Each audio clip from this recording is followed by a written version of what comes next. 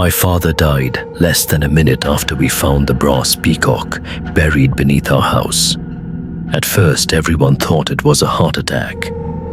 But 7 days later, my younger brother started crawling around our property on all fours in the middle of the night. That's when we realized something had come out of that hidden well with the statue. Something that should have stayed buried forever. My name is Ethan Carter, and this is the most terrifying thing that has ever happened to my family. This happened during the summer of 1988. Our family lived in a small riverside town along the Mississippi River. That year, the river became a monster. Entire sections of land disappeared overnight. Barns collapsed, roads cracked apart. Homes that had stood for generations vanished beneath the water. Our property was next. For weeks, we watched the river inch closer. Every morning, another piece of our land was gone. Eventually, my father accepted the inevitable. We packed everything we owned and moved to a new property, several miles inland. Only the empty house remained. The day we finished moving, dozens of people gathered to watch the river claim what was left. Nobody expected what we were about to uncover. Late that afternoon, a huge section of ground collapsed beneath the house. The earth cracked open with a sound like thunder. Someone suddenly yelled, "There's something down there!" People rushed forward. Beneath the foundation was a stone well, a hidden well. Nobody in my family had ever mentioned it. Not my father, not my grandfather, not anyone. It looked ancient, as though it had been buried deliberately. Then another collapse sent part of the well into the river. Something metallic rolled from the debris. 2 men climbed down and pulled it free. A brass peacock. About 18 inches tall. Beautiful. Perfectly preserved. Not a scratch on it. The crowd gathered around. Everyone wanted to touch it. Everyone except my father. The moment he looked at the statue, his expression changed. His face turned white. His eyes widened. Then blood poured from his mouth. He collapsed instantly. 30 seconds later, he was dead. 3 days after the funeral, my younger brother Liam and I were eating dinner during a thunderstorm. Lightning flashed outside. Rain hammered the roof. Suddenly, we heard a strange cry. It didn't sound like any animal we'd ever heard. The noise came from the yard. Liam opened the front door. A peacock stood there.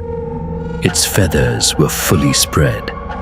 It stared directly at us. Neither of us moved. The bird looked unnatural, almost too large, too still. Lightning flashed. For a split second, the entire yard turned white. When darkness returned, the peacock was gone, just gone. At the exact same moment, a bright golden glow filled the room. We turned around. The brass statue was glowing. The next morning, we found 3 dead birds surrounding the statue. They were arranged perfectly, as if someone had placed them there. We assumed a predator had killed them. The following morning, there were 7. The morning after that, there were 12. Every day, the number increased, always arranged in a perfect circle. By the 5th day, there were 23 dead birds surrounding the peacock. That was when fear began spreading through the family. Nobody touched the statue anymore. Nobody wanted to be near it. But somehow, we couldn't bring ourselves to throw it away. That same week, strange footprints began appearing around the house. At first, they looked like bird tracks, but something was wrong. Each footprint had only 2 toes, exactly like the feet of the brass peacock. The tracks appeared every morning. circling the house, circling the barn, circling our bedrooms, as if something spent every night walking around us while we slept. And every night at exactly 2:13 a.m., scratching sounds came from the roof, back and forth, for hours. No matter how many times we checked, nothing was ever there. Then Liam changed. He stopped talking, stopped eating, stopped sleeping. Sometimes I would find him staring at walls for hours. Other times, he whispered conversations to empty corners. One night, I woke up thirsty. As I walked down the hallway, I noticed Liam standing motionless in the living room. He was facing the wall, whispering. I called his name. No response. I called again. Slowly, he turned around. His eyes were completely black, not dark, black, and he was smiling. A smile so unnatural, it made my stomach drop. Then he whispered, "He's almost free." The next night, I slept with the lights on. At exactly 2:13 a.m., something tapped against my bedroom window. Tap, tap, tap. I looked outside. Nothing. Then it happened again. Tap, tap, tap. My bedroom was on the second floor. There was no tree near the house, no ladder, nothing. I pulled back the curtain. Standing outside the window was the peacock. Its face was inches from the glass, smiling. I know peacocks can't smile, but that's exactly what it looked like. Then it slowly opened its beak and spoke in a human voice. "Open the window," I screamed. When my family rushed into the room, it was gone. The following morning, I went to Pastor William. He listened carefully to everything, especially the part about the brass peacock. When I finished, he became silent. Then he asked one question. "Where is the statue now?" I told him it was still in our house. He closed his eyes, then whispered, "God help you." According to old church records, a local occultist had disappeared near the river decades earlier.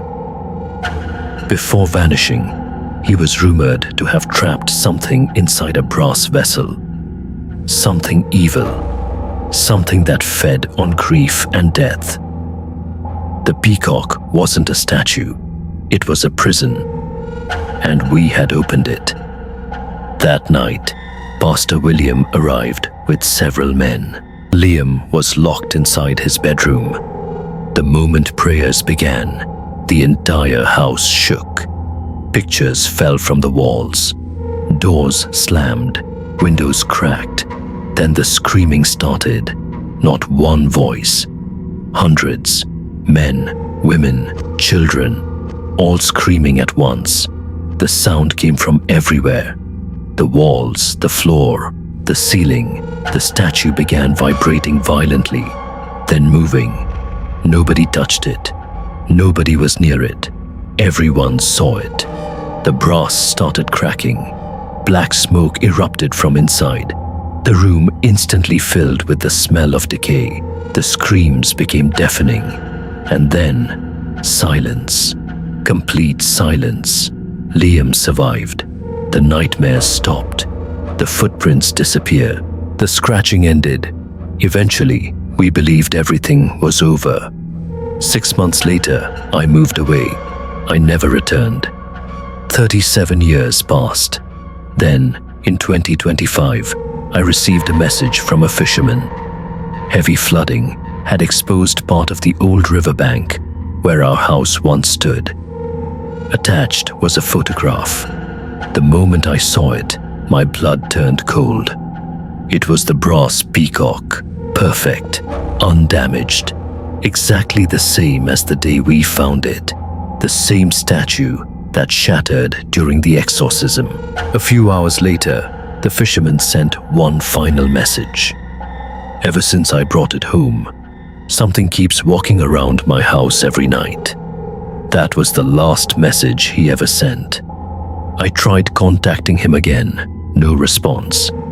His phone was disconnected, and nobody in that town has seen him since. Sometimes I wonder if the peacock is still out there, waiting, watching, looking for another family, another home, another hidden well.